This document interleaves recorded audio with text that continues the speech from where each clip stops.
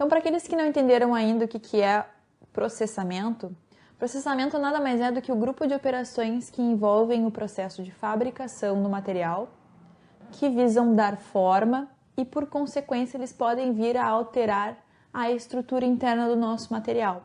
Tá? Por isso que é importante a gente entender o que é o processamento do nosso material antes da gente selecionar ele para a fabricação. No caso que a gente tem aqui atrás, a gente tem um exemplo de um material que ele está laminado a quente. Tá? A laminação, ela é um processo de conformação, né? Então, um processo de conformação, ele visa dar forma ao nosso produto, né, ao nosso material. E o que é, então? A gente está aplicando uma carga e deformando o nosso material. Então, se a gente for pensar isso numa questão de estrutura interna, né, essa carga sendo aplicada, aqui a gente tem um exemplo da laminação. Então, a gente tem esses rolos compressores, tá, que vão estar diminuindo, nesse caso aqui, a espessura do nosso material.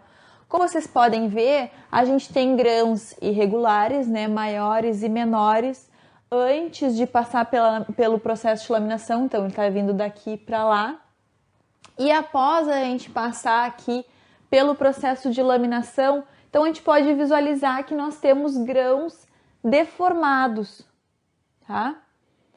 A gente tem aqui uma marca na nossa estrutura interna. Por quê? Porque a gente comprimiu lá das cargas que a gente viu, os tipos de cargas que a gente viu que a gente pode ter, a gente comprimiu o nosso material, tá?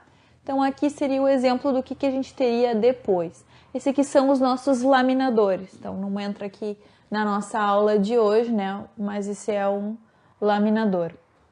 Então esse aqui é um outro tipo de processo de fabricação, né? Que é a fundição. Alguns de vocês talvez já tenham até visto ou conhecido de alguma forma o processo de fundição. No caso do processo de fundição, a gente não está aqui deformando o nosso material que nem lá no processo de conformação. Esse é um processo que envolve calor.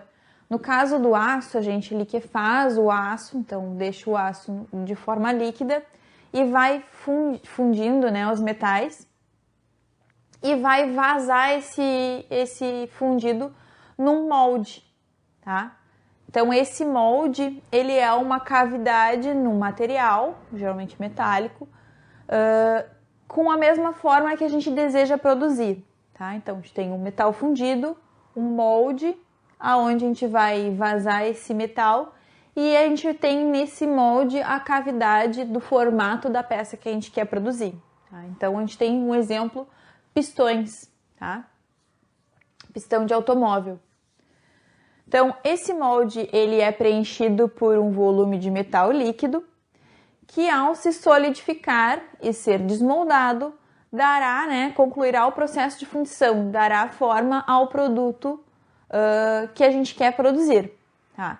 Contudo, existem diversos parâmetros que a gente precisa estar controlando nesse processo, tá? Para que a gente consiga atingir certas propriedades.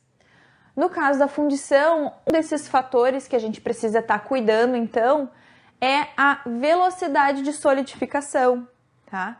Então, como vocês viram lá na cristalização dos materiais, né, a gente tem os cristalzinhos se formando. Se a gente acelerar muito essa solidificação, a gente não vai ter uma estrutura regular. Então, não só caso essa solidificação seja muito rápida, essa velocidade de solidificação seja muito alta. Se ela for muito baixa, ela também traz consequências para o nosso material, tá? Isso tem uma influência direta, né, nos defeitos dos arranjos atômicos.